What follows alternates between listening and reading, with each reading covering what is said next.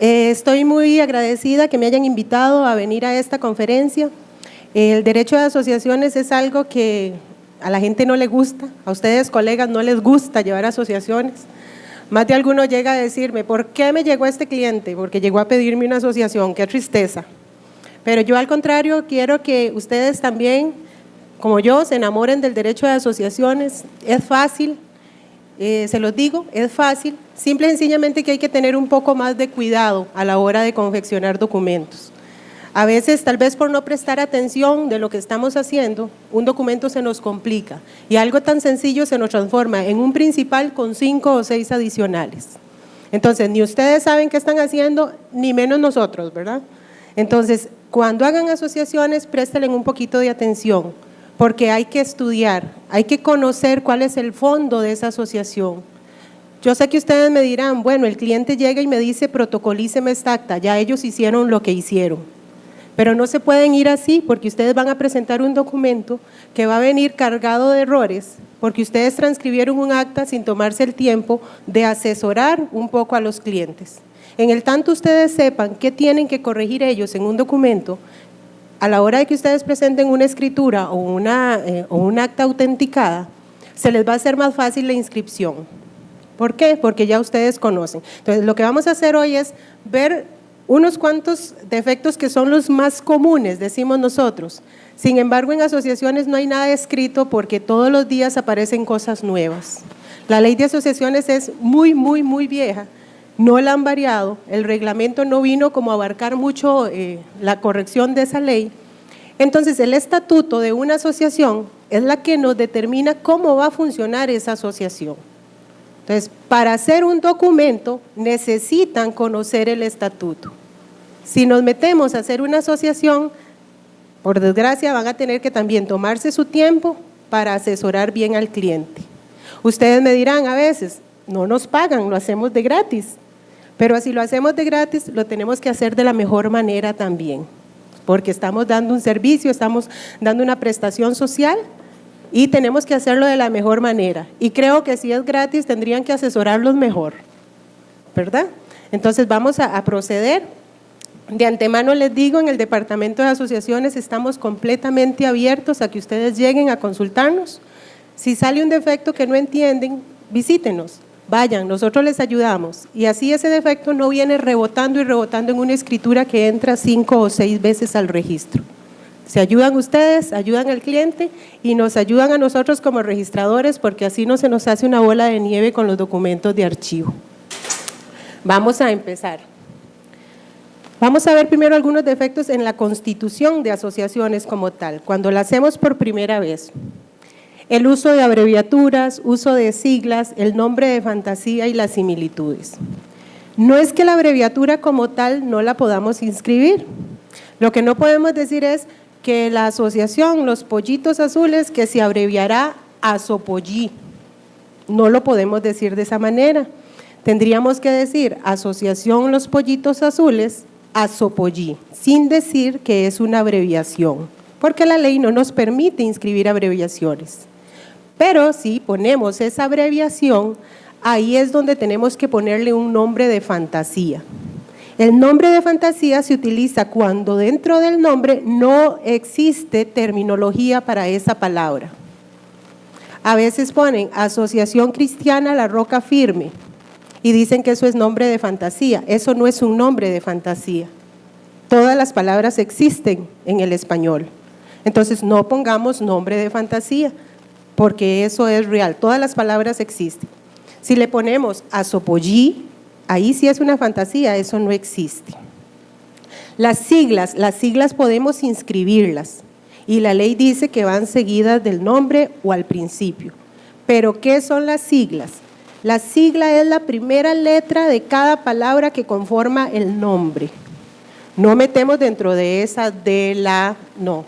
Si es Asociación Pollitos Azules, es APA. Esas son las siglas. A veces nos dicen, es que son las siglas, Asopollí. Eso no son siglas, es una abreviatura. Entonces, que nos quede claro que las siglas es la primera letra de cada palabra que conforma el nombre.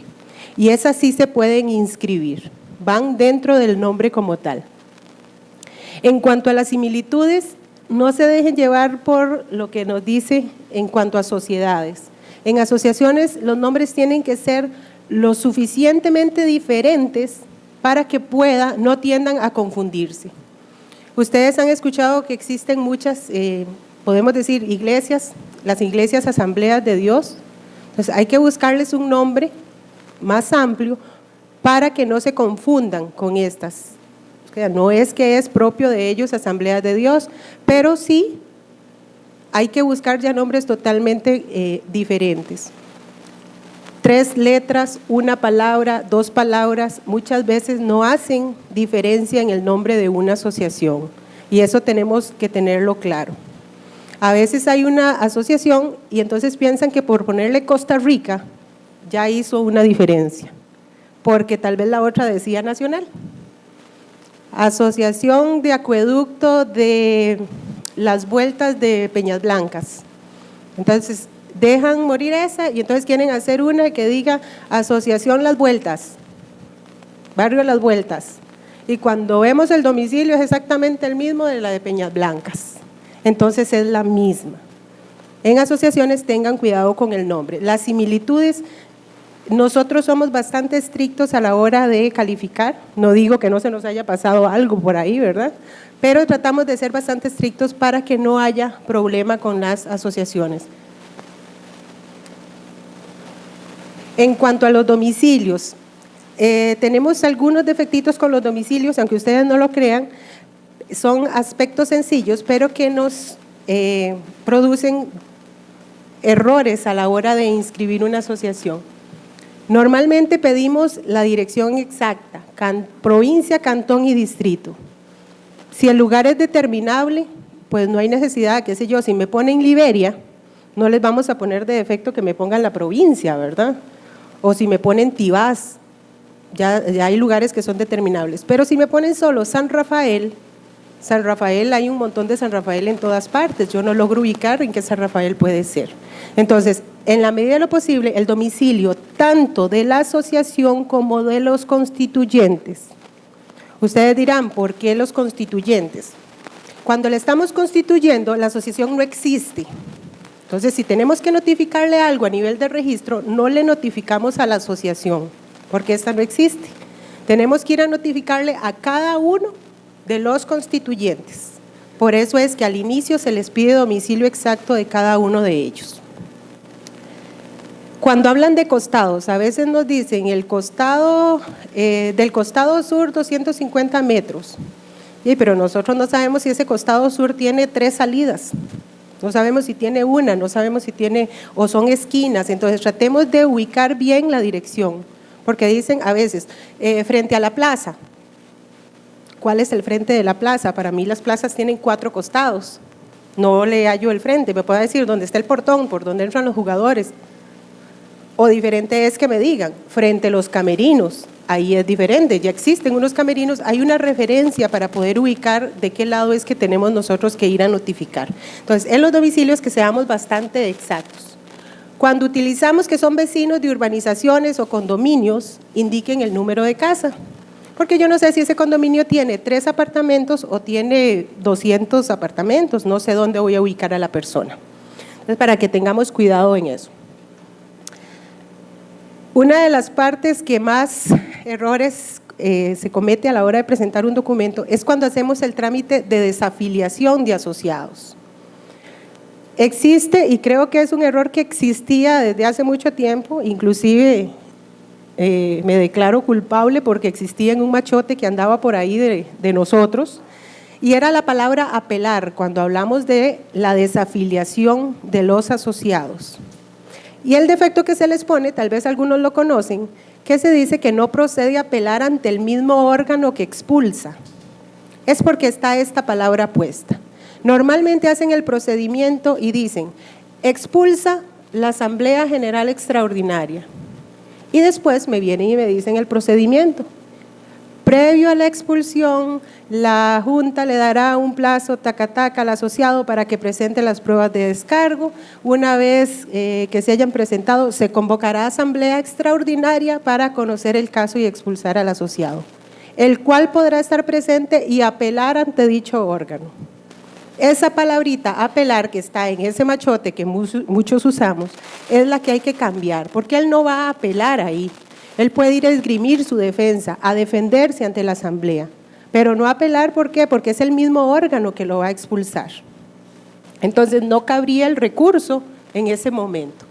Entonces, cuando agarren el machotito para hacer una asociación, verifiquen el procedimiento de afiliación y verifiquen que no hayan contradicciones.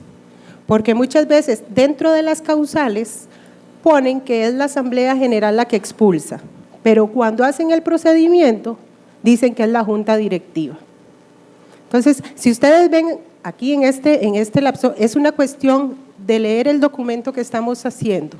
No solo llenemos espacios, leamos lo que estamos haciendo, porque ahí nos damos cuenta de que estamos teniendo contradicciones a la hora de crear una asociación. Esto es algo terrible para algunos, las fechas, y les cuento, para nosotros también es complicadito las fechas de los periodos de nombramiento de las asociaciones. Para poder tener certeza de eso, tienen que tener cuidado y ver en el estatuto estos 4 artículos, ya depende de la numeración del documento que ustedes tengan. La asamblea ordinaria, el reglamento nos dice que tiene que tener un mes y quincena, expreso. No me pongan el 25 de enero, no me pongan la primera semana de febrero, es expreso, mes y quincena de celebración de la asamblea, así lo dice el reglamento y así tenemos que ponerlo. Pues si ponemos que la asamblea ordinaria es la primera quincena de abril, que es el ejemplo que voy a trabajar durante toda la exposición, tenemos que verificar si lo repetimos, porque no es obligatorio ponerlo en los demás artículos. Con que venga en un solo artículo el mes y la quincena, ya no es necesario que nos lo indiquen en todos los otros. Pasa, estamos repitiendo en todos los artículos y ponemos mes y quincena en la junta directiva y mes y quincena en el órgano de la fiscalía. Ahí es donde vienen las complicaciones, porque muchas veces ponen en uno primera quincena de abril, en el otro segunda quincena de mayo y en el otro primera quincena de diciembre. Entonces, no sabemos en lo más mínimo qué es lo que quieren hacer. Entonces, tengan cuidado, revisen principalmente esos 3 artículos. Como les digo, normalmente se tiende a repetir, no es necesario, no repitan esa información en artículo tras artículo. Inclusive, es hasta beneficioso para la asociación, porque cuando reformen los estatutos, no tendrían que reformar 3 artículos, solo reformarían 1 en lo que les interesa. Sin embargo, como se repite y se repite en varios artículos, cuando hacen una reforma hay que reformar 3 o 4 artículos de una vez. Entonces, verifiquen esa información, tiene que ir igual en todo el estatuto. Si lo ponen, tienen que ir igual en todos los artículos. ¿Ok? En el artículo que ponen de las atribuciones de la asamblea ordinaria, ahí ponen el plazo de la junta directiva y la fiscalía. ¿Cuál es ese plazo? Que van a estar en sus cargos 2 años, 3 años, 1 año, 5 años, 10 años. Nosotros no les ponemos límite a eso, ustedes pueden poner la cantidad de años que quieran, a excepción de algunos acueductos, que en algunas regionales acueductos les piden que sea por 2 años, pero ya eso es una disposición de acueductos, no de nosotros. Entonces, hay que tener clara esa información, porque vamos a seguir con el otro punto, vamos a seguir trabajando con la primera quincena de abril. La fecha de toma de posesión, eso va dentro del articulado también. Normalmente va en el artículo de la junta directiva y de la fiscalía. ¿Cómo determinamos esa fecha de toma de posesión? De acuerdo a la información que teníamos anteriormente, el mes y la quincena de celebración de la asamblea ordinaria. Dijimos que la asamblea iba a ser la primera quincena de abril. ¿Cuándo va a tomar posesión? ¿Sería el 16 de abril o cualquier fecha posterior ahí? Ustedes me pueden decir 17, 18, 20 de abril, no hay ningún problema. Cuando pongan esta información en el estatuto, no tomen en cuenta la fecha de constitución de la asociación. Esto no tiene nada que ver. Si ustedes hicieron la constitución en enero y quieren poner el mes y la quincena en abril, no hay problema. Más adelante vamos a ver cuándo es que tenemos que tomar en cuenta esa fecha, Pero aquí no, aquí lo único que toman en cuenta es la fecha de celebración de la asamblea ordinaria. ¿Por qué 16? Porque si dijimos primera quincena, los asociados tienen la oportunidad de reunirse del 1 al 15 de abril, cualquier día. No es específico que ellos tengan que reunirse un día tal. Pueden reunirse en cualquier día en ese lapso de tiempo. Entonces, la toma de posesión siempre va a ser después de que ese lapso de tiempo se cumpla. Porque si la hacemos la primera quincena de abril, no podemos decir que va a tomar posesión el 1 de abril. Estaría dentro del mismo plazo que tienen para celebrar la asamblea. ¿Ok? El periodo de nombramientos. Esto casi siempre lo fallamos y es precisamente el primer periodo cuando la constituimos. Ahí sí vamos a tomar en cuenta la fecha de celebración de la constitución de la asociación. ¿Ok? Cuando se constituye por primera vez, el inicio es la fecha de celebración de la asamblea y la fecha de finalización siempre va a ser un día antes de la toma de posesión, ¿verdad?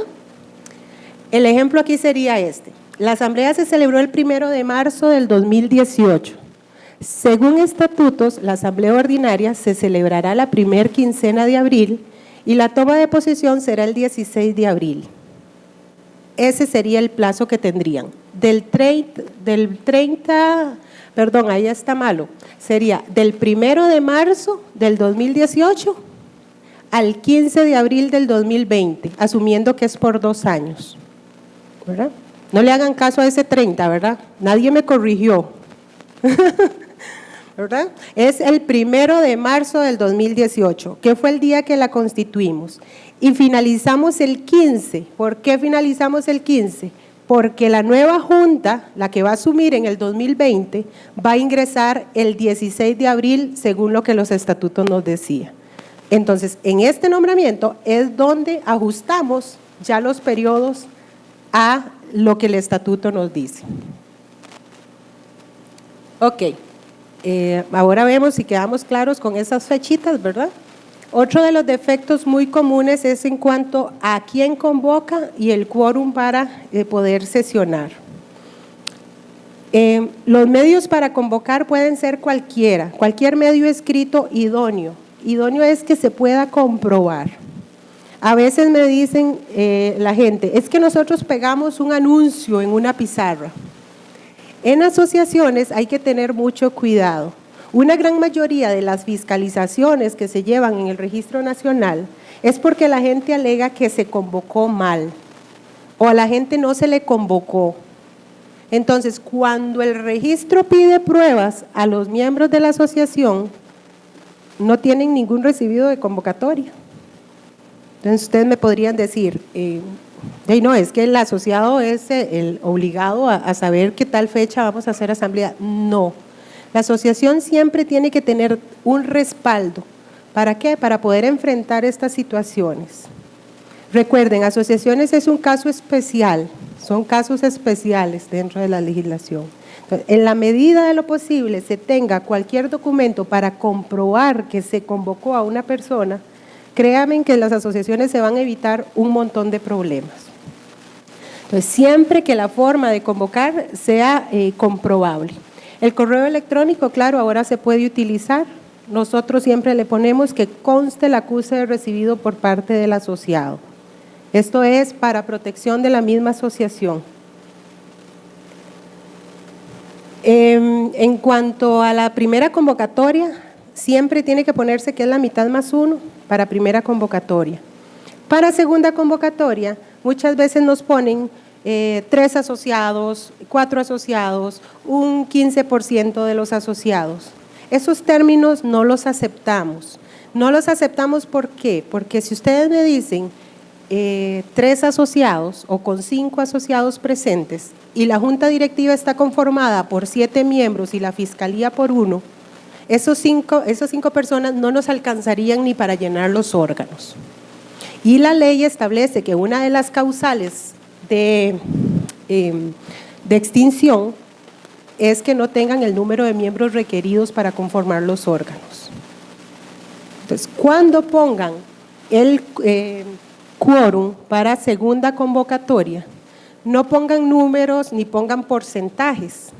¿Por qué porcentaje también?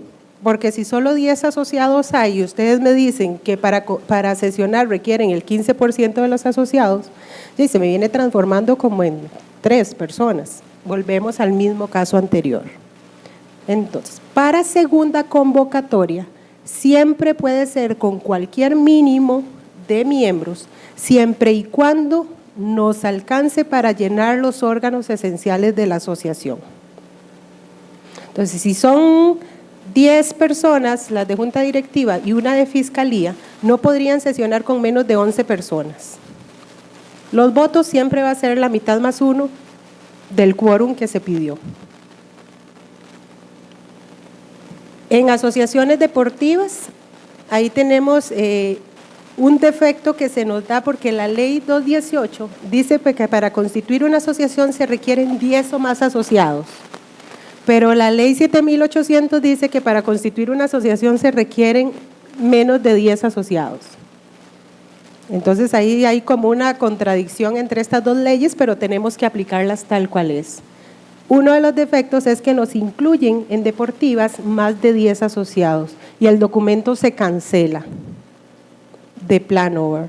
Ahí no hay defecto, no hay nada, el documento de una vez se cancela. Entonces presten atención cuando sean deportivas, que tengan 10 o menos asociados. Esos menos asociados igual tienen que ser una cantidad suficiente para que puedan llenar los órganos. No es que ponemos 4 asociados fundadores y después llenamos los órganos con cualquier otra persona que no es asociada fundadora.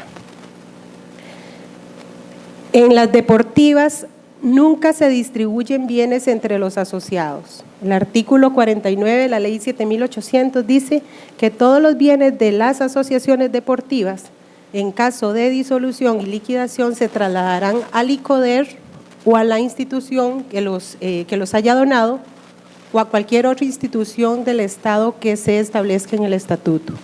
Pero nunca podemos poner que los bienes se van a distribuir entre ellos.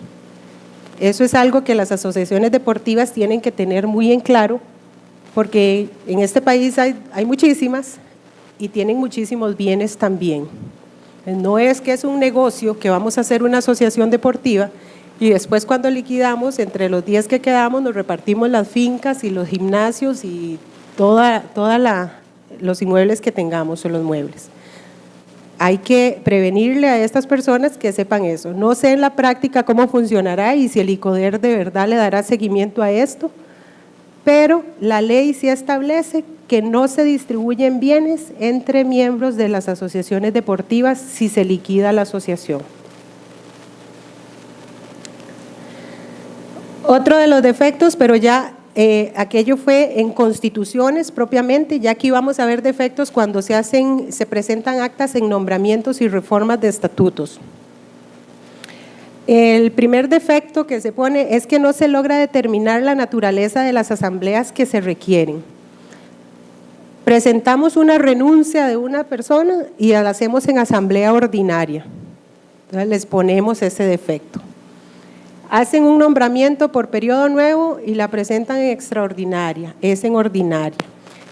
Aquí lo que vamos a determinar es cuáles movimientos, aunque son muy pocos, se tiende a confundir mucho esto.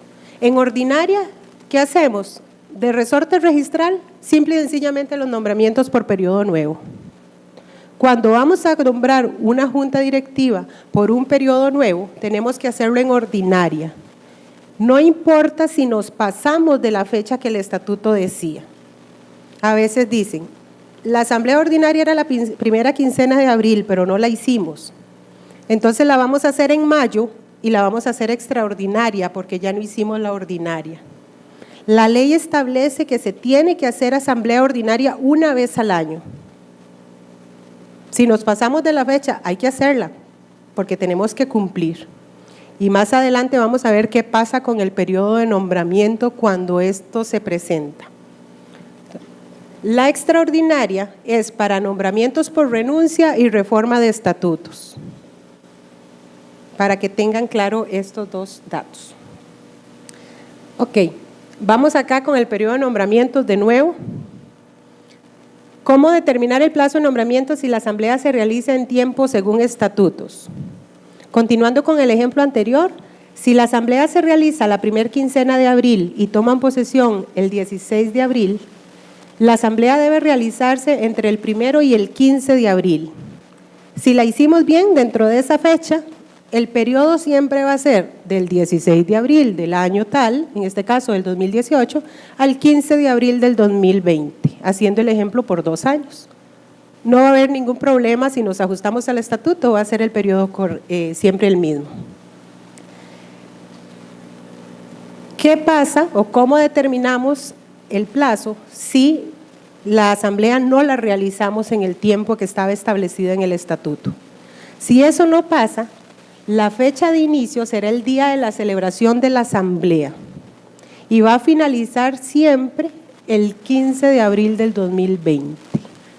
Muchas veces hacen la asamblea el 15 de mayo y ponen que toman posesión el 16 de abril. No podemos retrotraer el periodo de nombramiento. A mí me están nombrando a partir del 15 de mayo y a partir de ahí inicia mi responsabilidad como miembro de la junta directiva. Cuando hacemos la asamblea posterior, inicia el día en que se hizo la asamblea. Siempre va a finalizar en la misma fecha, no procede ampliación. A veces hacen la asamblea faltando 15 días para que se les pase el año. Tienen más de casi un año de estar vencidos, ¿verdad? Entonces vienen y hacen la asamblea, la hacen casi un año después y pretenden que los nombramientos inicien un año antes. Y pasa montones, precisamente porque dice, el estatuto establece que tiene que iniciar el 16 y no es así. Las responsabilidades ya que tengan los miembros de la junta directiva son otra cosa y ese periodo pasaron sin tener personería vigente. Lo que actuaron ya tendrán que ratificarlo a lo interno de la asociación, ya tendrán que hacer un montón de cosas, inclusive a veces los bancos se les pasa y giran cheques y giran todo como la personería vencida y no de un año, ¿verdad? Ok, eso es lo que vemos, no se extiende el plazo. Lo que quería decirles es, la hicimos casi un año después, entonces queremos ampliarle a los 2 años. Entonces el nombramiento va a ser por 3 años. No es así. La fecha de finalización siempre va a ser la misma como si la hubiéramos hecho en periodo, ¿verdad? Esta parte es sumamente importante, las daciones de fe del artículo 15. Si esto falta en una escritura o en un documento autenticado, que en el documento autenticado nadie da fe, como son civiles, simples mortales, como digo yo, ellos lo que hacen es hacer constar, ellos hacen constar una situación, solo dan fe los notarios, ellos tienen que hacer constar una situación. Si estos datos faltan dentro de la escritura o dentro del acta que se presenta, el documento se va a cancelar, no se le hace ni el estudio, se verifica que todos estos datos estén, si no va cancelado. Se tiene que dar fe de que está firme y firmada por quien corresponde. La ley dice que quien tiene que firmar esa acta es el presidente y el secretario. Siempre se debe indicar que es copia fiel. Ese exacto lo podemos sustituir por lo conducente, pero a veces, como dicen que es copia en lo conducente, no le ponemos lo fiel. La copia fiel siempre tiene que ir, porque es copia fiel en lo conducente. Lo que yo estoy transcribiendo es fiel de lo que está en el libro y que consta sentada en el libro de asambleas. La fecha y oficina de legalización del libro. No es copiar el artículo, a veces nos ponen fecha de legalización del libro y oficina que la legalizó. No es ponerlo, es llenar ese dato, ponernos la fecha, decir cuál oficina. ¿Por qué? Porque hay libros que todavía están vigentes que legalizaron las gobernaciones. Hay asociaciones que tienen libros muy viejos, que eran muy grandes, entonces todavía tienen el sello de la gobernación de San José, de la gobernación de Limón. Por eso es que hay que indicar la institución que lo legalizó. hay que dar fe o hacer constar que la convocatoria, el quórum y los votos se llevaron a cabo según lo indican los estatutos. A veces ponen la votación, quedó 5-1, 5 a favor y 1 en contra. A nosotros no nos tienen que poner eso, porque nosotros no vamos a revisar el estatuto cada vez que llega un documento para ver cuál era el tipo de votación que el estatuto pedía. Simple y sencillamente, ustedes, como dadores de fe, nos dicen que la asamblea se convocó según estatutos. Ya es responsabilidad de ustedes verificar que la convocatoria se haya hecho como el estatuto dice. Que se contó con el quórum de ley, es responsabilidad de ustedes, no me tienen que decir si llegaron 20, 50 o 30. Ustedes nada más nos dan fe de que se cumplió con el quórum de ley y que los acuerdos fueron tomados por los votos establecidos en el estatuto. Porque nosotros no nos metemos a revisar qué era lo que el estatuto decía, sino el documento le sale 8 días después, ¿verdad? En cuanto a los nombramientos, la paridad de género, hay que entender la paridad de género. La ley estableció que en todo órgano directivo, la junta directiva tiene que estar conformada por igual cantidad de hombres y de mujeres. Y dice, si el órgano es par, la junta directiva debe estar mitad y mitad, 50% de hombres y 50% de mujeres. Y si el órgano es impar, la diferencia entre un género y otro debe ser de un miembro. Quiere decir que si son 7 personas los integrantes de la junta directiva, serían 3 y 4. No importa si son 3 mujeres o 4 hombres o al revés. La ley va un poco más allá, pero nosotros la aplicamos de esa manera, ¿verdad? Para que podamos inscribir documentos al respecto. La directriz que salió después de la promulgación de esta ley fue como un portillo para poder inscribir asociaciones, porque no se podía inscribir nada. La mayoría de veces o hay muchas mujeres o hay muchos hombres. Son pocas las veces que llegan documentos al registro donde se cumple con la paridad de género. Entonces, salió la directriz para poder justificar esto. ¿Cómo justificamos? La sala ha dicho que solamente se puede justificar porque no haya postulación del otro género. La forma de indicarlo es expresamente indicando eso, que no se puede cumplir con la ley porque existe un factor que lo imposibilita materialmente. ¿Y cuál es? La postulación de hombres o la postulación de mujeres. No podemos obligar a la gente a que se asocie, porque el derecho de asociaciones es libre, el derecho de asociación es libre. Por lo tanto, no se le puede decir a una asociación, usted tiene que involucrar mujeres. Y pasa mucho con las asociaciones que son de naturaleza exclusiva, de hombres o de mujeres, porque aún ahí tienen que darnos fe de que con vista en el libro de asociados, la entidad está compuesta solo por hombres o por mujeres. Tienen que tener mucho cuidado porque el artículo 15 dice que se da fe con vista en los libros respectivos. Muchas veces dan fe solo con el libro de asambleas, por lo cual ustedes no se dan cuenta si las personas que estaban ahí eran o no asociadas, porque no confrontamos eso. Hay que tener mucho cuidado en ese aspecto porque se está dando fe que se contó con el quórum de ley y con base en qué estamos dando fe de eso. Para poder tener un quórum de ley tenemos que tener certeza de que las personas que están asistiendo son asociadas, que son legalmente, se les permite el voto. Entonces, la justificación de paridad, ya les dije, la hacemos de esta forma, no metan a la fiscalía. Es un error muy común que meten al fiscal o a los fiscales dentro de la paridad de género. Llegan a la oficina a decirme, pero sí cumplimos, son 7, pero resulta ser que están metiendo a los fiscales. El fiscal no cuenta, es un órgano aparte, no lo tomen en cuenta a la hora de hacer la justificación. En cuanto a las reformas de estatutos, es importante que cuando hagan la reforma indiquen el número de artículo que están reformando y si dentro del estatuto tiene nombre también lo hagan, principalmente cuando hacen la reforma parcial. A veces dicen, se reforma el artículo 15 en el inciso B para que de ahora en adelante se lea así. Entonces no tenemos ni idea de qué se trata el artículo 15, el inciso B. Como consejo a ustedes, profesionales, para que se transmita a los clientes, muchas veces no quieren hacer una reforma total del artículo. Como consejo yo les digo, es mejor hacerlo. Tuvimos una asociación que hacía reformas parciales y reformas tan simples que decía en el artículo 15, inciso B, entre D y la métase se supone.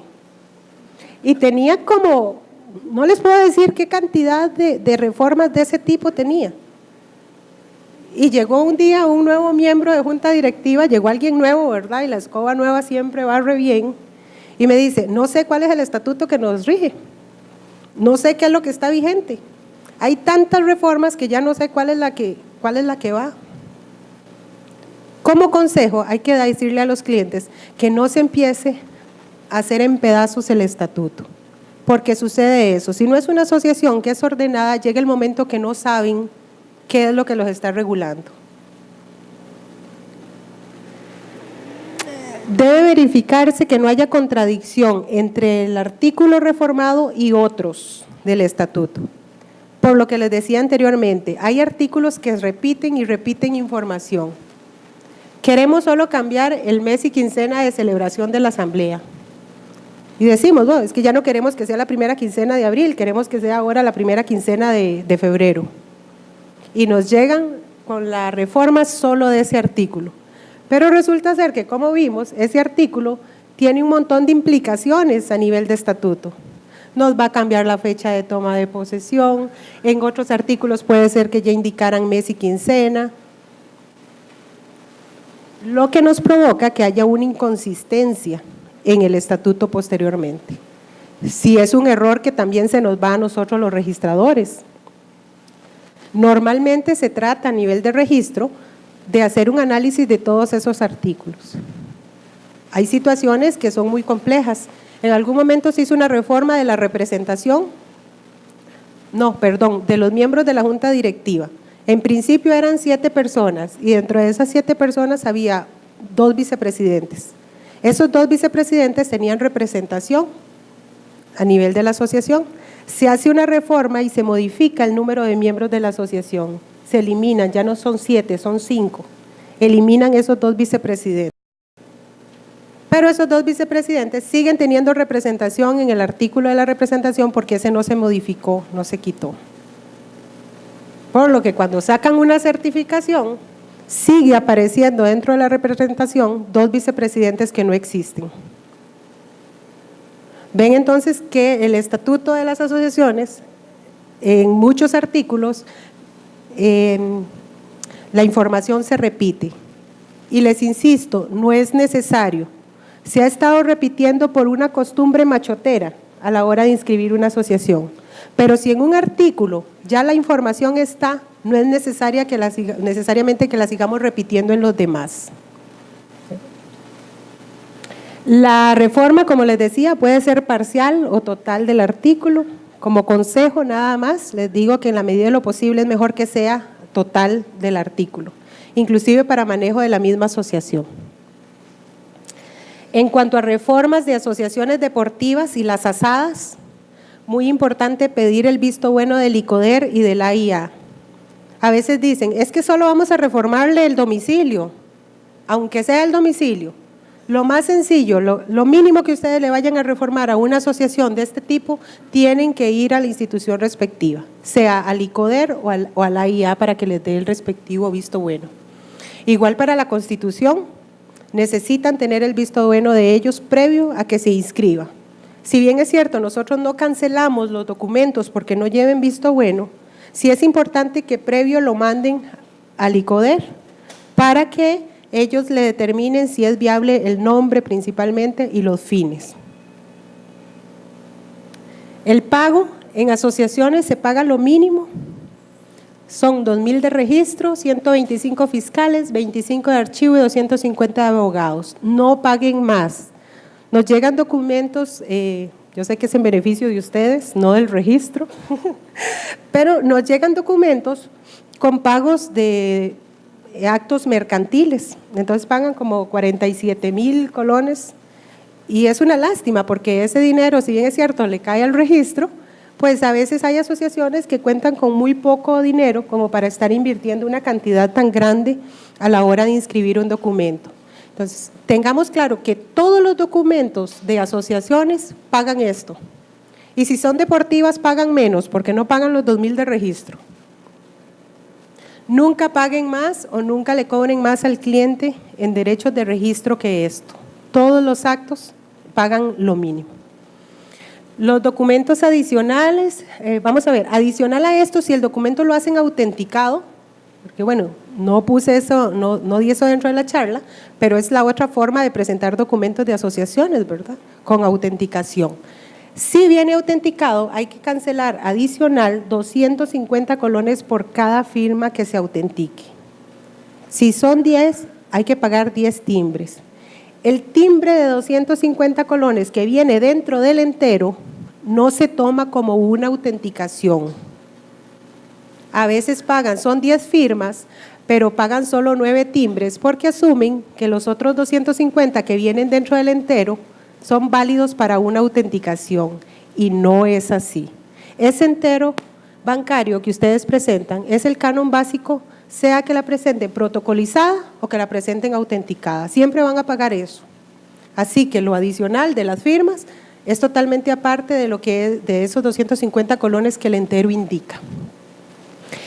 En constituciones y reformas, el edicto lo entrega el registro, lo entregamos nosotros. Me pasó un caso muy curioso con un notario,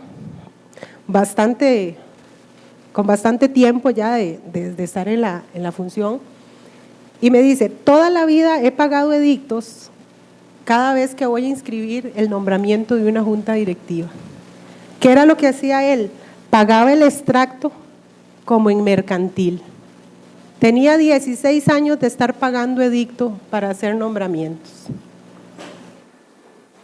Solamente paga edicto las reformas y las constituciones. Y el edicto lo damos nosotros, es el que emite el registro y va firmado por la dirección. Nunca se publique edicto antes de que nosotros se lo demos. No gasten dinero sin necesidad. Entonces, tener claro eso, el edicto es el oficial, el que le da el registro en asociaciones, porque muchas personas confunden con lo que tienen que publicar en mercantil, que es un extracto que en esta notaría se lleva algo así, ¿verdad? En asociaciones no, el edicto es más confeccionado, lleva más información. En cuanto a las autenticaciones, esto es cuando presenten documentos autenticados. Como consejo también siempre le digo a los colegas que llegan a la oficina que cuando tengan dudas con respecto a algún acta, algún procedimiento que se lleve en alguna asociación, no protocolicen. A veces se van a evitar un montón de problemas protocolizando un documento si ustedes tienen dudas de convocatorias, de quórums. Es mejor que presenten el documento autenticado. ¿Qué es esto? Que se transcribe el acta normal, pero todas aquellas daciones de fe que les dije a ustedes del artículo 15 van a ser por medio de una constancia del presidente y del secretario. La responsabilidad va a recaer sobre ellos, no sobre ustedes. En caso de duda, preséntenlo mejor autenticado. Tal vez en honorarios va a ser menos, pero en tranquilidad va a ser más. Si presentamos documentos autenticados, el que es notario está activo, está vigente, tiene papel de seguridad, tiene boleta, tiene que hacer la autenticación como notario. No pueden venir a decir, no, es que yo voy a autenticar como abogado. No, porque requerimos la boleta de seguridad de ustedes. Esa autenticación tiene que ir con todo ese estribillo que dice el artículo 111, dar fe que las firmas son auténticas, que fueron puestas en su presencia. No es poner solo el garabatico de AUT. No, si lo hacen notarial tiene que ser con todas las formalidades. Y de acuerdo al artículo 32 de los lineamientos, esa razón de autenticación tiene que venir en papel de seguridad, pero solo la razón de autenticación. El documento como tal puede venir en papel blanco, corriente. El que no es notario, que es solo abogado, que no tiene boletas y no tiene papel de seguridad, puede también hacer la función de autenticación de firmas. Lo que pasa es que en ese caso, la persona tiene que ir con el documento a la coordinación general. Ahí les van a hacer un estudio para ver que verdaderamente sean solo abogados. En ese caso, les dan un visto bueno y en la dirección de personas jurídicas les dan una boleta de seguridad del registro para que puedan presentar el documento con esa boleta. Porque ustedes saben que en el diario sin boleta no se los van a recibir, pero la ley permite que el abogado también autentique.